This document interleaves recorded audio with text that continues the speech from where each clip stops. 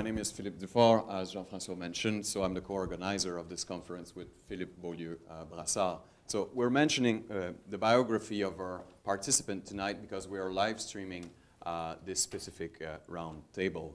And you will see, I will ask a few questions to the participant that you may have heard within our exchanges during the last 2 days, but I think it's very important also to express a few ideas towards the outside. So I would like to start this roundtable. We don't have a roundtable, but we are sitting more or less in a half circle. I would like to start it by mentioning that what we want to do tonight is to have exchanges, explore tensions in a very specific way, difference of view that may be creative, that may provoke new thoughts and help people to understand better the situation. So, the public will have an occasion also to ask questions to the participant after a while. I would like to start this discussion with a first question, maybe to contextualize. What are we talking about? So we talk about military design, we talk about an epistemological shift in military thinking, but this has a very specific history. So my first question would be for Ofra Graicer, because we very often identify the beginning of design thinking with Israel. So I don't know if you could say a few words about where is this coming from, and maybe somebody will want to jump in and say... And save me. And complement this, saying, it arrived to me in this way. Okay. You were saying that you may ask some questions that have been already asked today. And I would firstly say that you can ask the same questions, but it is not the same river, and we're not the same people. So we may get different answers. This journey that we call systemic operational design, or systemic design inquiries, or operational mediation, or any other name that you want to call it, as long as it has systems, operations, and design in it, is really the initiative of one man, one frustrated man with a lot of military experience, Shimon Aveh, who realized when he retired from the service as Brigadier General in the middle 90s that something was missing. He had a lot of tactical experience. He was an innovative person. He was a curious person. He was a critical thinker. And he looked for avenues or references to develop his thinking. He did his PhD in King's College, where he met Richard Simkin and other people who were studying operational art and the Soviet way of thinking of acting in warfare. And that's how his journey started. And he brought it to Israel. He met Jim Schneider and Bruce Manning and other Americans who were also involved in translating. I mean, the Russian-Soviet military thinking started arriving in the late 70s to the West because, again, it was getting closer to the Iron Curtain falling. So we had more information. We just had more access to their thoughts. So that's how it started. It was a private army in the IDF in the late 90s. He brought a couple of his colleagues. What was common to all of them was their military experience, but they were totally different people. One was an architect, one was an aviator, one was a naval commander, several infantry, army, armored brigade. I mean, all of them were just curious about the military profession, and they had time, which is also something, and they didn't have responsibility, and they were respected in our institution. So they got the leverage to do whatever they wanted, but I think it was successful as long as it was a private initiative and, again, a private army. Once it became a threat to the institution towards 2006, and it was, again, we were at the bon ton, and we were in the peak. I thought it was going to be my career to the day that I die. We were disbanded, which was, again, it was a good thing for us, but maybe we'll touch it later on. So that's how we started, really, an initiative of one person. And I know there are a couple of other people here in this room who have done similar things in other institutions. Well, thank you, Ofra. Maybe Chris or Ben, you may want to comment on how it arrived to the US. I could start. Absolutely. fact, that's how we got connected. I think Yeah. we started talking. This was about 7 years ago, 7 years ago. 10 years ago. 10 years ago? It's 10 years. Well, TRADOC was having problems coming up with solutions for the kind of complexity that mainly the Army was facing and the Marines were facing in these very complex situations in Afghanistan and Iraq. And at the time, I guess the new COIN manual was coming out. It had some design features to it. General Navi was introducing the School of Advanced Military Studies. So all this started coming together into the narrative of Training and Doctrine, U.S. Army Training and Doctrine Command, which sets the doctrine for how we're going to fight in the United States Army. So blogs were started. I started blogging. We published in Small Wars journals. I think that was where the connection came. Grant Martin and I got in a big argument online. I had to call him and apologize. He says, "No, don't apologize. I love this." And then we became friends. He's a SF lieutenant colonel who couldn't be here with us today. We should have told him to watch this on streaming. And then it kind of morphed for a while there. I mean, I had studied social construction theory. I had studied other things way before. I'd studied wicked problems theory from Riddle Weber, from urban development problems of the 70s and the 60s. So I was familiar with the kind of the overtones of what design really kind of was about. It was about complex, wicked situations that you're trying to work your way through. So I jumped on the bandwagon because I never really called it design. I just thought it was, kind of dealing with complexity. So it became kind of a rally point. I think the idea of design, the idea that we could talk about these things, and we had at least an anchor that we could kind of anchor to, and that became design. What I worry about today, and this is, fast forward 10 years, and I detected in the last couple of years, I just got done working for Training and Doctrine Command. I have a new job now at National Defense University, but I detected a swing back to combined arms maneuver, conventional fight. Let's get back to basics, I'm old enough to remember this is what happened after 1975. When and there's some people in the room who probably remember that too. That forget all that stuff. And let's move on and get back to what we know. And we know how to fight, campaigns with conventional forces, force on force.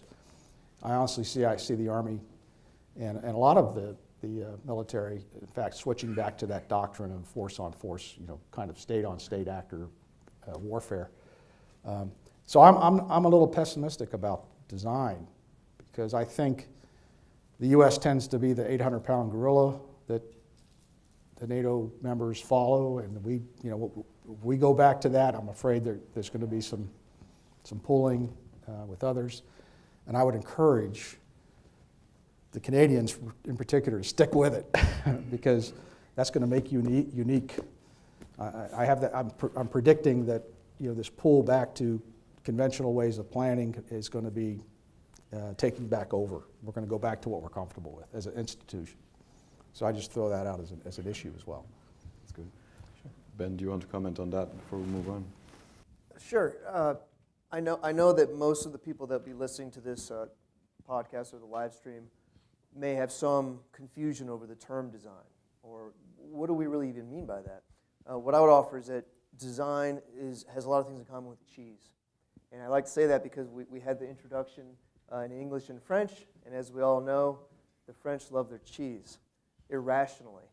There's way too many types of cheeses in France when I visited, and it was profound and alarming. So when we talk about design, there are many reactions right now to people that interpret design as a certain type of thing and say, well, what's the military doing? I know what design is. But it goes back to what type of cheese are we talking about? And so the military did not start eating cheese and doing design until quite late after there was already a lot of cheese out there. You had very many civilian applications of essentially a modern design as we'd recognize it since the Industrial Revolution. The very first were industrial designers trying to blend ironworks, blending it with the old school artisan techniques, but in a mass-produced way. And then came your architectural designers, your advertising designers. All these things were occurring, but at the same time, the military still was not really eating cheese. The military had found great success with analytic, linear, sequential processes of decision-making and optimized problem-solving that really hit its pinnacle, I would argue, and most researchers would argue, around World War II. And then after World War II, the military continued to apply these, and when I say the military, it's Anglo-Saxon militaries, Western militaries, were applying these in different conflicts, but with decreasing results. And so then the effort was, well, we need to redouble it. We need to do it better and harder. So instead of cheese, maybe that's steak and eggs. It's a favorite meal of many. And so steak and eggs just do more, make it a bigger steak. What's really interesting and important, I think, about the contributions of General Shimonave is that he was the first to take civilian cheese and other influences and then craft the first true structure that was a military cheese, if you will, a military application of design that did not accompany military planning. It completely shattered and disrupted it and supplanted it. And so when the Israelis consumed this cheese all the way up through the Hezbollah war, it was volatile because it was radical and disruptive, and some loved it and others despised it and wanted to eradicate it. And so there you have the struggle of the design cheese in the military. But what's amazing is that that taste spread, and the aroma went to Australia, to America, and so there was great interest in, well, what is this systemic operational design? We want to taste more of this. Give us more. Except it tasted too strong. There was too much garlic and too much postmodernism and way too many big words. So then others took the inspiration and said, well, we're going to make an American Army-style cheese, and we're going to mass produce it in plastic sleeves. There's benefits to that. There truly are. But there's also detriments, just as there's benefits and detriments to how SOD was implemented. And so what's happening now is it's an amazing industry. It's a cottage industry, and across this panel here and all the way into the audience, you have many different military interpretations of making cheese or doing design. And so when we all say, what cheese do you like best? It's the same question as, what design are you really doing right now? And so the real question that you can ask yourself as you reflectively practice in this is, well, what do we mean by design? Are we drawing from sociology? Are we drawing from an interpretation of postmodernism? Are we applying a different modification of scenario planning from Shell Oil? Or are we doing something from the advertising or architectural side? Or is it a blend of all of those? Is it some kind of new hybrid? And what is it doing to our organizations? Are they eating it or are they throwing it? And it's a competition of all of them. So I just would offer that as a slight metaphor, is that it's just as complex as cheese to talk about design.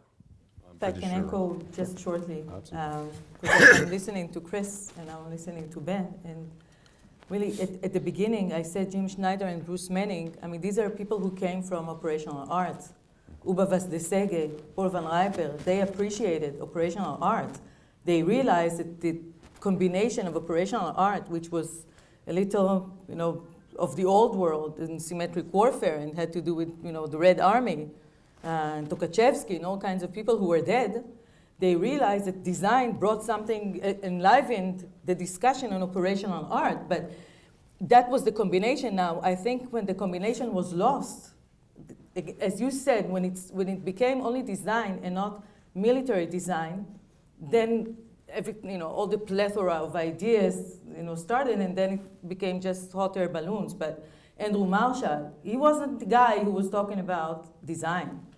This great designer, this great strategist, Andrew Marshall, but he valued the combination of operational art, systems thinking, and design. Thank you very much.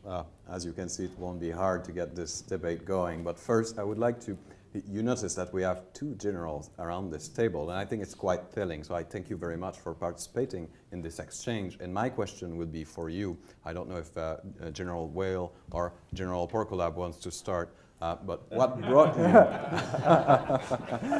brought you to innovative methodologies? Because we're stuck in this room and in this conference with the term design because of that specific history. And I always say we're stuck with it, but we could call it otherwise reflexive practices or other terms. But that's why we decided to talk about innovative methodologies, to leave it open. But what brought you to have an interest towards those bizarre and maybe complex or sometimes very abstract propositions? Sorry, I don't want to set you up, but perhaps we can listen to a national perspective, and then I'll give you the NATO one. Oh, okay, yeah, sure. Sure. Well, first of all, full disclosure, I'm very early in my design journey. I honestly wasn't even exposed to the term or the concept until a couple of years ago at our national security program at Canadian Forces College. But I was very much a proponent of systems thinking. Born, much like some of the discussion already, out of pure frustration, both at myself in my default to linear thinking, and the frustration I saw the further up I went in rank, the limitations of that kind of approach. And I don't know if it was on purpose or by accident, I fell into references like Senge's fifth discipline. And when I started reading something like that, very much focused on systems thinking, different mental models, those kind of things, I was screaming as I was reading the book, yes, yes, yes, that could have worked here, that could have worked there.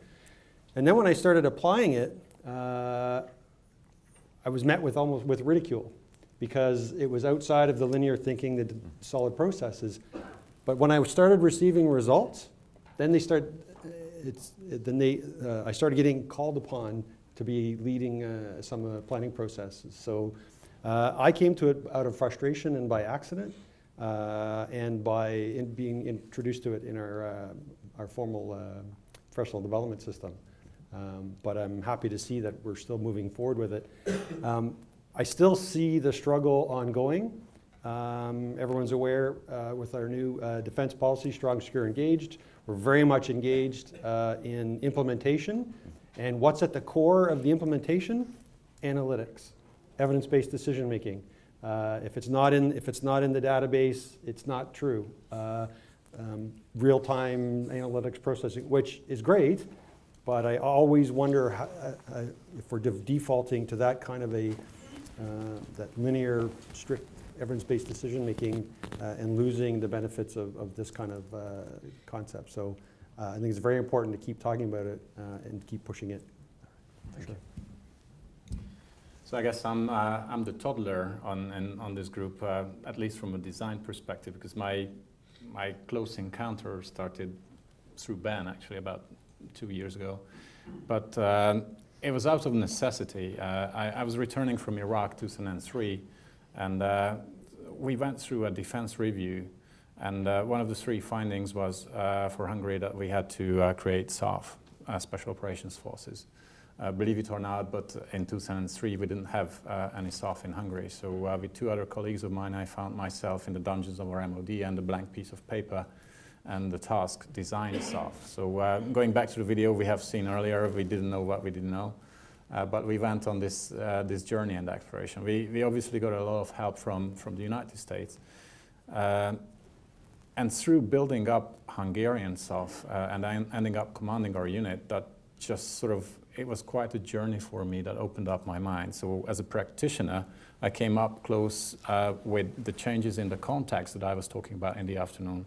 This very complex context that we are experiencing today, fighting hybrid enemies. And that just made me rethink many of the assumptions that I held earlier through education and training. Jump forward a few years, and I come to a light command transformation. For those of you who are watching the video and were not with us in the afternoon, I just want to repeat. So NATO 101, NATO has two strategic commands. One is in Mons, Belgium, that's light command operations. It's very easy to explain what they do. They are the operational part of NATO. But I, command transformation, is doing warfare development. So capability building, education and training, and everything else in between. They are here in Norfolk, Virginia, in the United States. And I spent 4 years there as the Hungarian National Liaison Rep and got selected to be Supreme Light Command Transformations representative to the Pentagon. Now, as part of my portfolio was to reach out to all kinds of US entities and better understand different work strands that ACT is dealing with. And innovation was really a hot topic because you know the recent summits We're not stating it specifically, but it's the whole adaptation process in NATO is just speeding up, and we are trying to find the answers.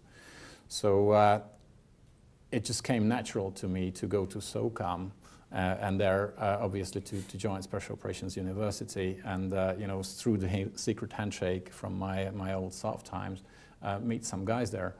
And our serendipitous encounter with Ben made me realize that when our commander, General Mercier, came out to visit the SOCOM commander, I actually put on the program a JSOU visit, which was followed up by an invite for a JSOU design thinking sort of workshop for ACT staff and leadership. And this is how it sort of started, and then we are joining forces now to sort of scale it NATO-wide. Thank you very much. So what we can see here is that there is quite a diversity in the design community. You know, I've been doing research on reflexive practitioners, or whatever we may call them, and the more I know people, the more I see that there are all kinds of people, all kinds of jobs that are being involved. So we could ask, you know, what is the cheese you prefer, and who are you as a consequence in the design community? There are people who actually do design, people that are marketing the concept. There are some people also who implement the result of the design. So the question I would just throw on the table here, what is the true essence of design? Who is a true designer? And how would you react to this? What do you think about that? If we were to continue with the cheese metaphor, if you will, to throw it out to the group, because it's fun and it's in the evening, we had some good cheese. So there's three layers maybe to that question. One is that you must, if you're practicing design, you must be reflective on that which you've established or know. So you must become a connoisseur of different types of cheeses. If you only study one type of design, then you're essentially not really designing. You're parroting, you're imitating, as Navi would say. And that's dangerous, particularly with design, because design is a very dangerous, disruptive thing. So you need to have a very wide platform of recognizing, oh, that's the type of cheese this organization likes, and why is that? And this organization likes this type of cheese in warfare, and this is why that is. So we're dealing with culture, with sociology, with paradigms, and understanding them. But I also think that there's a key ingredient here is experimentation, and how that design is changing. And we happen to have an audience, Dr. Harold Nelson. And in his book, Design Way, I love working with this piece because it's a really important part of design, which is design is about providing your organization that which it needs but does not really yet exist. So you can't give them something that's already proven, like, please have this new cheese. We already know it's a winner because there's no evidence, there's no proof. And furthermore, the new cheese that the organization needs or the design it needs doesn't yet exist because it's the design process of bringing it about, the emergence in the complex system to bring in the systems thinking. And so with that comes a high degree of experimentation and failure. And to draw in some of Dr. Ken Stanley's work on innovation and systems and artificial intelligence, he argues that failure after failure after failure is what makes many organizations doing the linear processes say, stop, abort, restart the planning process and try it again. But in design, it's about, no, the next cheese that you need is just out of range. It's just beyond the horizon. But the only way you can get to it is by continuing to experiment and reflecting on it and building from some of those failures. Because divergence and experimentation is truly the essence of innovation. So if we really are to innovate with design and provide our organizations that which they need in truly the most remarkably complex and demanding military context of today, we must have the willingness to try to find the cheese that does not yet exist, but the organization needs desperately. Please, General, don't hesitate to jump in. You don't have to wait for me to tell you, please. So it seems like we're going to be talking about cheese a lot tonight, but I'll follow up with, on that.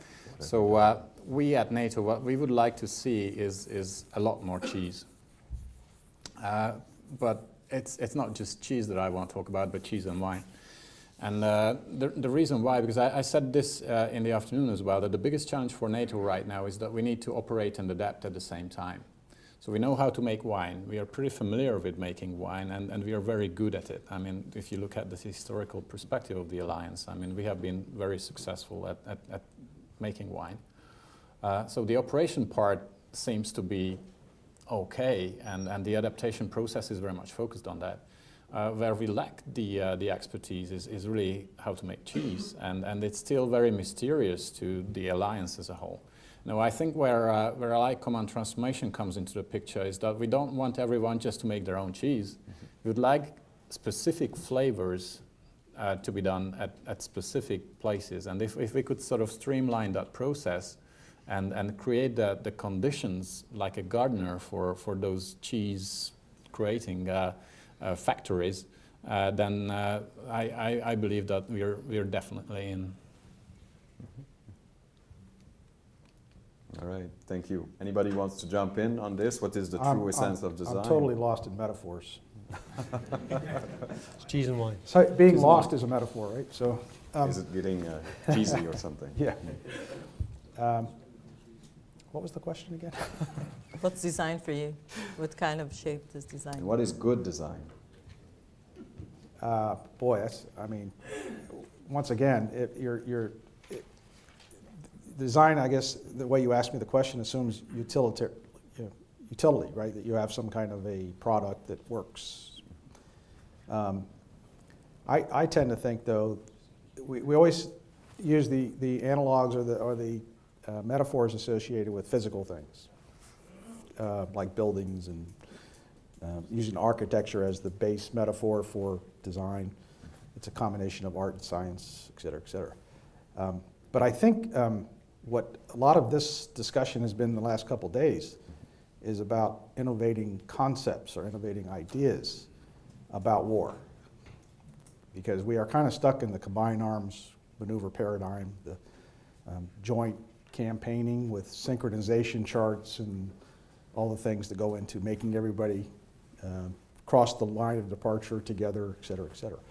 But I think design is about reconceptualizing things, taking new ways of thinking, new ways of contextualizing what you're in. So it's a recontextualization process. It's the same thing you're looking at, but it's different because you're seeing it differently. That's another metaphor, by the way, seeing. So, by the way, we use a lot of light metaphors in explaining warfare. We used to call it, what, low intensity? Low intensity conflict was using light. We use also full spectrum. Even warfare. domain is a metaphor.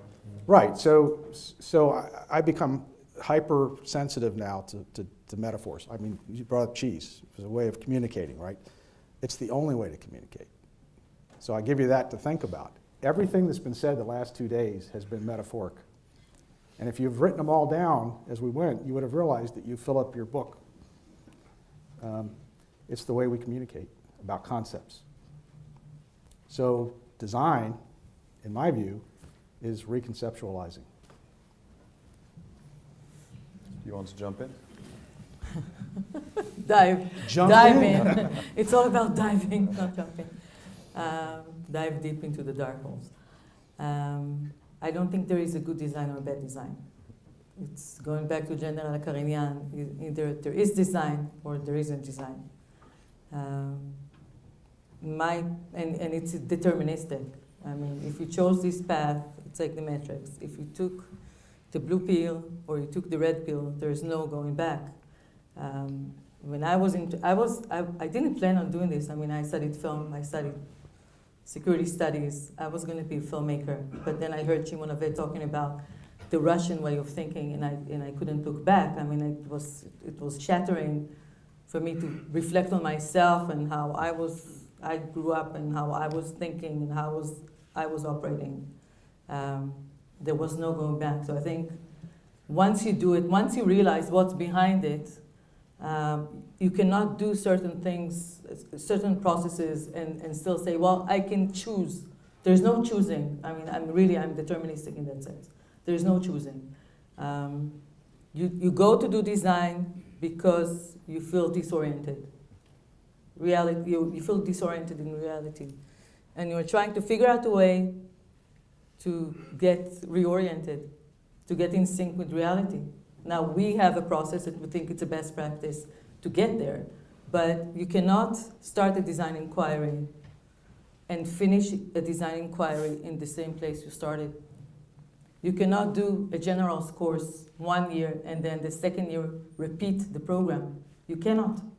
It means there's something you're missing. It's unprofessional. So really for me, no good design or bad design, just doing design and keep evolving. I mean, we were talking today about innovation, and we were talking about what kind of people we want in the group. And many times we have the tendency to not to listen to people who we think that they are stupid, they're very different from us, they have less experience. And I tend to say, it's a question of posture. You can learn from anyone. You can learn from the stupid ones. Really, you can learn from ignorant people. You can learn from really intellectual people. But it's a question of posture, what you do with it. So it's deterministic. I mean, either do it or not do it. All right. So another question. You're talking about changing, the concept we use, really being aware of the ideas that are influencing the way military people are planning, thinking about war, etc. And I know that you don't have the same philosophy. The three of you, apart from the two generals I have in front of me, you are professors, instructors. Everybody can access design. Can we teach design to everybody? I know people were writing about teaching design to NCOs. You're talking about teaching to generals. So is design for everybody, or is it reserved for the generals? I don't think people have a choice. I think they do it. They just don't express it in those terms. And here's an idea. I mean, situations in warfare don't convey meaning by themselves. Situations don't have meaning. It's what we put meaning on them. Once you start realizing that that's the case, that you are contextualizing what you're seeing, you realize that you can recontextualize because it is something you've made up. And the way you've been brought up, the way you've been institutionalized, or your society has kind of molded you. And I tend to think the United States is kind of an engineering society. Engineering has been really the base of our power. I mean, you think about engineering sciences, we've really done amazing things as a nation, first in flight, et cetera, et cetera. So we think that way as a society. I think we think in that linear cause and effect. And I think that's a form of design. That's how we design what we're seeing. That's how we design what we're experiencing. So I don't think planning is something separate from design. I think planning is a form of design. And I know you and I have gone back and forth on this, but who doesn't do design? Because if you're applying meaning to situations, you're designing. Should we teach design to everybody in that case? Because I'm looking at Ofra because she's restricting the course as much as possible to general. Are you afraid of teaching design to majors, to NCOs?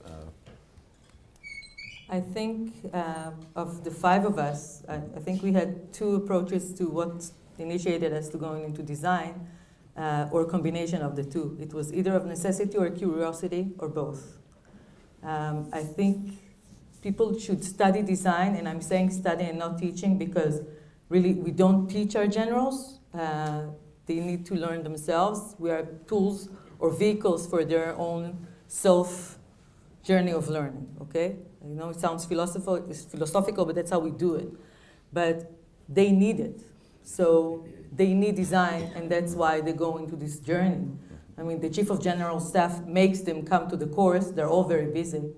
But they're there and they're doing the job doing the work because they know it's valuable for them. So that's one thing. I mean, I would only teach design or be a vehicle for people to study design if they need it in their work, if they need it professionally. If they're curious about it, okay, go and study design. We are restricting ourselves in the IDF to working with generals because we think that's where the circle of accountability is closing.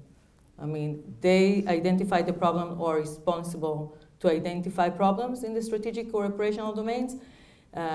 They will conduct the inquiry teams, I mean, they will lead the inquiry teams themselves, but they will also be responsible of applying whatever concepts they come up with in reality. And they would be responsible for the outcome of these operations. So I think that's a key ingredient of how successful you can be in doing design, learning design, or teaching design. And I think in that sense, you'll find in the soft communities, it's not a question of rank, it's a question of the position or the task that you've been charged with. So definitely in soft communities, you will see a team leader needing to do design because that's the task that they were charged with. In the IDF or in symmetric warfare, probably it would be brigade, division, and above. I would offer that there's, I guess, two issues here that I would offer. The first is that design can be taught essentially to anyone, but it has been. One great example on the internet, it's very popular, and it's more of a heuristic aid or an exercise, but it helps stimulate some of the core fundamentals. The marshmallow challenge. And some of you have seen this. It's involving a marshmallow and pasta sticks. And what happens is that they famously have put a group of first-year graduates, I believe, from an engineering field. They put some high schoolers, and they put kindergartners or very young children in teams. And of course, who outperforms all the participants? The kindergartners. Whereas the engineers actually perform the worst in most of the exercises because they're so locked into what they've been structured and told that at this point they can't really do design to innovate. They can only design in a design how way that reinforces their specific paradigm. And so when you think about militaries are even more peculiar than the civilian world because of a couple of forcing functions. General officers, senior leaders they've gotten to this point, and not to give you gentlemen an example, but you're successful, and so it's difficult to distinguish why am I successful versus my peers and those that haven't made it to general, because very few people make it to general. But the very success that have brought you there is increasingly forcing you not to try things that aren't reinforcing the things that got you there. And so this feedback loop actually makes design difficult, I would offer, whereas with lieutenants or cadets or very young personnel within your industry, they don't have the background that you need or that you want, but they're very receptive to design. So where is that sweet spot? Where's that Goldilocks? And that's really one of the biggest questions out there. Dr. Aaron Jackson from Australia is in the audience, and he and I recently co-authored an article addressing kind of these challenges. It's available in the online through the Archipelago website, as well as the, I'm sorry, what's the name of our journal? Royal Military College St. James Journal, and it's Blue Knight. Blue Knight, but it's also going to be coming out in Australia in the future potentially with the collection. So, but there's lots of discussion on this, and the point I raise is that when do you teach it and why? So the bigger question for militaries is why do we believe that we should teach design only to certain groups? And so certain militaries focus on field grades. The Israelis focus on the general officers. SOCOM looks from essentially E5s, E6s, all the way through colonels, lieutenant colonels. But we also are looking at some higher level as well. And then war colleges, it's indiscriminate on where it's taught. And so that begs a deeper question of like, well, why is it we do that? And what ought we do in terms of education? Should we be teaching extensive design to privates? Probably not. But should we be teaching design at all? I would argue yes. What harm is it going to do other than to increase the opportunity for creativity and innovation at all levels throughout your organization, particularly because if the private, if the cadet, if the lieutenant get exposed to design throughout their military career, those that do become the generals and the sergeant majors now have an entire history with experience of doing design in various levels, tactical, technical, all the way up to strategic, so that when they are general officers and they're thrust upon, be innovative, be creative, do all this amazing stuff, and here's this new design thing, by the way, check it out. It's not going to be like that, or it shouldn't. On this, maybe I would like to know what you think about that. Maybe General Whale, you mentioned that you arrived arrive late into design, but you're very, I would say, you think it is a good thing. So was it too late in your career? Should we, because we're talking here a lot about understanding why a paradigm shift in military epistemology, military mindset, etc., is a positive thing for many in the audience here. But practically, if you think about your career, is it too late if it arrives at a colonel level or as a general? So, absolutely. I pick up on Ben's comments of why not introduce it at least at the lower level, so that by the time you get to the most complex level of planning, it's not such a radical conceptual shift for you. I probably wasn't the normal, because I would say I'd been searching for design long before I was exposed to it in my academic and professional career. And when I, again, sort of like the systems thinking, when I saw it, it was like an aha, yes, it was like a relief to find it. And then when I started getting some of the design pieces, I did find that I was more receptive than some of my colleagues that were didn't even have the systems thinking background. I found that I was more receptive to it, and better able to articulate it and absorb it and kind of share the conversation with my colleagues. So I would say absolutely introduce it as earlier. And again, if I use the example of what the Canadian Forces is going through right now with the new policy, to see there was some serious effort for conceptual change, messaged hard, directed hard. Everybody's going to move out, and now we're starting to get feedback that below the rank of colonel, they don't understand the message. They don't get it, because maybe they don't have that context of why some of the changes that are being proposed are absolutely necessary. Again, they're defaulting back to the culture, the norm, the systems that they've grown up in. If they can't understand where these ideas are coming from, at least in a peripheral way, they're the ones that have to execute. So I think that's an important part to expose as early as possible. Why not? If I can piggyback on that, and I was reading an interesting article recently, and it comes back to the age thing, because it all boils down to creativity and you know how and when you can actually use and teach it.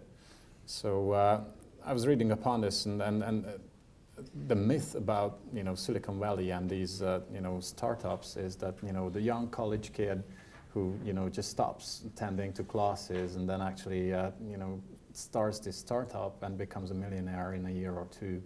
So that's what we all read about in the media. So what do you think? I just want to poll here the audience. Who believes that the average age of a startup founder is around 20 years, which the myth says? Okay, I don't see any hands. 25. Okay, I see a few hands now. 30? Okay, so that's the majority. So well, you didn't say successful or unsuccessful startup, because if you'd add that, then the age will go up. I'm talking about the more successful ones, obviously, and it's 37 years, so worldwide.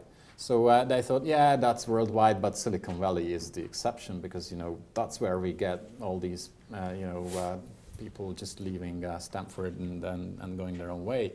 So Silicon Valley, the average is about 40 to 43 years. So they're even older, and this has to do something with what General Vale just mentioned, that you need to have a certain amount of experience, I guess, combined with the curiosity to successfully depart on that journey. And I can reflect on my own experience as well. That age 20, I was reading through The Art of War by Sun Tzu. Couldn't care less. I didn't really understand the depth of the wisdom that's in that book. They made us read it, and I was trying to get through and even participate in the discussion about it. But I would lie if I said that I really understand the depths that he's going through. So just a year ago, I managed to go through again, and then completely different perspective. So sometimes it takes the combination of experience and curiosity to get there. Once again, I think it depends on context, though, because you use the analogy of business, the metaphor, right? How about pop music? Okay, you're not 37 years old in the Rolling Stones when they first came out. You know, you're what, 20 when the Beatles, 20, maybe 21. I think one of them was 19 when they hit the United States in the 60s. So does that, and when does their creativity end? So, you know, when's the last time you heard a song from the Rolling Stones come out on a new song? So they're very mature, right? I would echo what you said. I think we said creativity and innovation. We've been talking about it a lot today. You've added life experience or wisdom, and I keep reminding ourselves that we need critical thinking. Now, in order to be able to self-reflect on yourself, you need to have a lot of confidence in the identity that you already have in order to break it. It's kind of like John Boyd's, we discussed destruction and creation today. And I keep thinking about the civilian education system. Now we're talking about the military system now, but especially in Israel, it's a conscript military to begin with. The military echoes society. Now what do we have in the civilian education system? We have elementary school, which they still give you the basic skills, language, algebra and stuff.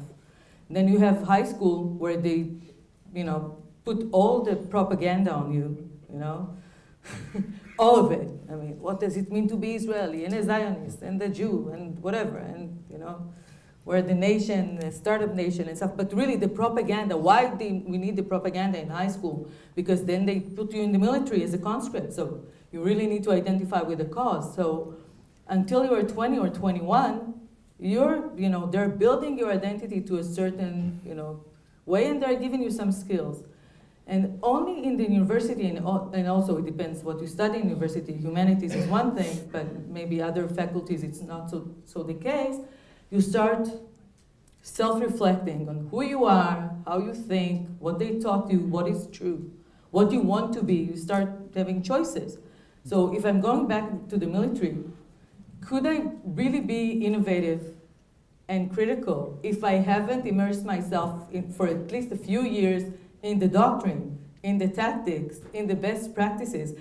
Once I've known this, once I really knew it all the way, then I can start saying, well, this is not working. So I would say you can teach creativity and innovation at any age, but for critical thinking, I think you need more wisdom and experience. I must also say that, wisdom, which you have highlighted, has nothing to do with age, in my opinion, because you can gain the experience in a relatively short amount of time, especially today. And I just want to share a story because we were talking about metaphors, and this is actually a success story. I was participating in a pitching contest recently in Los Angeles, and without naming names, the university president comes up to introduce a person. And he says, this guy comes up to me, and with his friend, they decided to launch a rocket. So he asks for $50,000, and so he just insisted, and I gave him the money. So launch day comes, and the rocket goes up to about 300 meters, and then plunges into the ocean. So total failure, but they went back, and in about 2 months, they actually figured out that it melted some components. And so he's in my office in 2 months again and asking for another 50,000. And I told him, no way that you're gonna get more money from me. But he was so persistent that I gave him the money.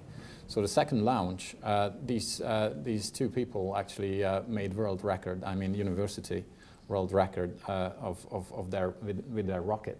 So this guy leaves university, and they're looking for a problem, and the problem that he sort of found was that we need to launch more satellites in the next 6 years than we have done throughout history so far.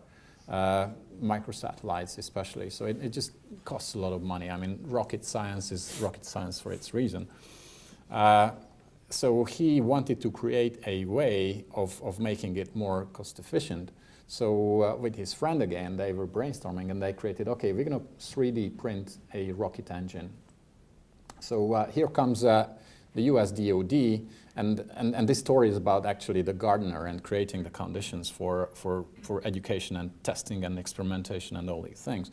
And so they didn't give these people money, but they provided them the opportunity to use NASA testing facilities, which cut down on costs and experimentation. So he built it. They've tested the engine. It does exist. He just signed $1 billion contract a couple of weeks ago. He's 25. So through iteration and failure, you can sort of get there and with enough persistence, I guess. But you have to have the right conditions and, as you said, the right context. Because in military, I believe that we have a whole array of contexts. And if we come back to David Snowden with his Kinowin concept, if you're familiar with that, I would believe that the design best fits to the complex environment, and either in complicated or in chaos, you probably need more other ways to go about it. All right. Now I would like to bring the discussion to. I'm happy that we left cheese behind since a while, but I would like you to take out your crystal ball. I would like to discuss the future of design. We are very much interested in understanding what is happening globally, transnationally, with the diffusion of postmodern insights within military institutions. And here we have many instructors, and they are instrumental in this process. So I would like to discuss with you what is the future of design? First, where is it going, in your opinion? And also, mix in this bag, what are the opportunities of bringing more design, or maybe of removing design, I don't know, and the dangers? Philippe, excuse me. I have several things I would like to add. We will have an exchange with the public in just a few minutes, if you don't mind. I was going to ask when it becomes a non-linear format. Thank you. Okay, all right, thank you. It's done, it's done. Whoops. So, We're in chaos. that's normal. When we have designer in the room, it's impossible to keep order. No, I'm just kidding. But my question is very serious for you. What do you see as a future for what we could qualify as a transnational movement? Pushing for a paradigm shift, if I take out the big words, and what are the opportunities and dangers of that? And you can answer what is your vision of design globally, its future, but maybe also at national level, in the US, in Canada, with NATO, or Hungary, Europe, or Israel. What do you see in your crystal ball? Imre, you want to lead off with this? Yeah, I'll lead up and see. Fired You up. can, So first of all, yes, we do have the crystal ball, I have to admit that. But looking into this crystal ball is less and less clear. So I'm not really, but I have an idea. And the risk there that I see is that this grassroots insurgency with design is really taking up, and more countries are actually discovering the utility in that. And this is where NATO ACT comes in, because what we can do is create an umbrella and a focus. And this is what I was talking about in the afternoon as well, is really boiling down the focus points and sort of helping the design movements to shift towards the direction that helps NATO. From a NATO perspective, I think that's the vision that we would like to achieve. And there are a three-pronged approach that I was advocating, and one is an internal one. So we, at the military, I must admit that we have a lot to learn. So we have to educate our staff at Allied Command Transformation, and we are well on the way to do that. Not just design, but all kinds of other tools that helps to open up the aperture and think about things. The second one is a broader thing, NATO-wide. So how can we scale it at NATO without actually trying to command a thing, and how can we institutionalize through building a network instead of building a design thinking command or something like that in that respect. And the third one is really how can we sense the trends and how this network develops in order to be able to tap into the network later on. Who else wants to jump in? Ofra? Since I'm here, I'm going to say something that 2 hours ago I would say the complete opposite. I think we used to look down on militaries or organizations in the militaries, in other militaries other than the IDF, and even inside the IDF, who just learned about design. We've been doing it I've been doing it since 1999, so we've been doing it for a long time. And what do they know? I mean, they're talking about stuff now that we've encountered 15 years ago, but really it's about passion. I mean, I feel like the Godfather 3 now, where they're like, every year I'm like, I need to go. I mean, I'm the same age as my generals. I need to start another career. And they asked me to do one more year. Why did they ask me to do one more year? Because there's no one else to do it. Those who can do it in the IDF right now don't have the experience that I have, or that Shimon Aved has, or they're really new to it. So we used to look down upon them, seriously. We used to laugh at them. And now I think because you need passion to do, you really need passion to do design, so that you don't get repetitive, so that you don't do the same thing, so that you don't start giving answers where you're supposed to provoke questions. It's about passion. So someone has to, I need to pass the relay to someone. So new blood has to come in, and the price of it is going to be that they're going to invent the wheel every time, again and again. So, not to be cynic, but yes, someone has to take the relay. Chris, a moment ago you mentioned that we're moving away in the U.S. from small wars, conventional warfare. What is your take on that? Yeah, I like I said, I was a little pessimistic. If you study design, you also have to study institutional theory and realize that institutions are tough nuts to crack. I mean, they become rigid. They've even proven that with Apple, right? That Apple was originally very loose and flexible, and it went through a kind of a phase of bureaucracy, started losing market share until it was rejuvenated, right?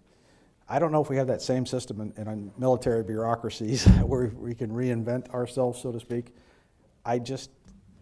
Looking at American history, we thought we reinvented ourselves with air-land battle after the Vietnam War, but really was a return to combined arms maneuver. And it was another way of saying combined arms maneuver. And we invented new technologies to do it better. I see the same trend now. We kind of moved from a very much oriented on complexity and how do you deal with complex military counterinsurgencies and things like that. And now I see, and you can hear the rhetoric in the news, right? The move toward looking at China, Russia, Iran, North Korea as state-on-state threats. And I don't know what's really driving this, the inertia in our bureaucracy. Is it because if you want money in terms of budget, you have to go big, and it drives maybe justifications for defense budgets. I don't know if design's going to get us money, but if you can rationally show that you have a force-on-force problem with a very large army somewhere, you're going to get more funding. So I hate to sound negative, but I'm trying to be real. So that's my 2 bits. Well, I'll try to raise everyone's spirits up a little bit after that. No more cheese, though. So I look at who here in the audience, should show of hands, who has children or grandchildren, like right now that are under the age of 18. Okay. How many of you would agree with this statement? My children, which are all under the age of 15, learn profoundly differently than I did. Show of hands that agree? Okay. And you know what I'm talking about, the constant bombardment of social media, using multiple devices. My youngest child was completely proficient with smartphones before he could talk. It's shocking. And so what's important there is that society changes, but society has not gone through these types of changes arguably in a long time, if ever. And there's lots of debate on that. And we don't have time for this in this forum. But we can all agree that the next generation that wears these uniforms and the cadets out there right now that are going to the colleges that will put on general stars 25 to 35 years from now are going to have been immersed in this different way of learning and thinking and communicating and deciding. That cannot possibly be the same as it is now. It will change so radically, I would offer, that many of us may not even recognize what design and military decision-making will be. Just not even with the technological changes that are going to be profound, but the changes to our culture. And when you think about all the traditions and rituals we have right now, how many of those will last in the next 30 years? We accept so many of these rituals and traditions that have gone away, and for some of them we're happy about. And yet there's still many that we cling to now, particularly the ideas that validate how we make sense of reality and solve problems. Those will be challenged and some will be destroyed. That is the design process. Whether we call it design or something else, it doesn't matter what we call it. That process is not planning. That is design. Call it whatever you want. And my children and your grandchildren are going to do this so different than us.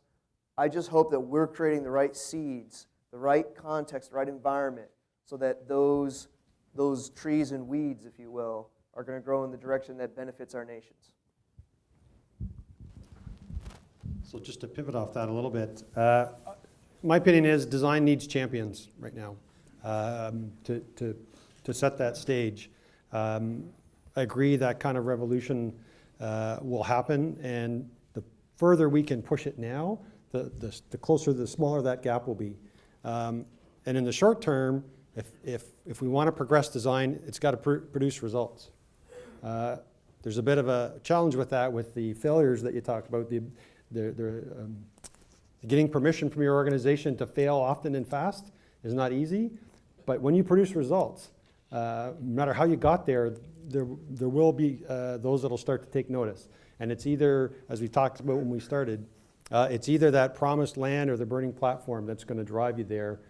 Either out of, you got no choice, so give me something, okay, this design thing, I'm willing to try anything, or if you can carve out a space with some kind of champion team to say, look what we've come to, that'll get attention as well. If I can just throw this out because there's many military in the room. So this is a question for you. So how many of you got rewarded for failure throughout your career?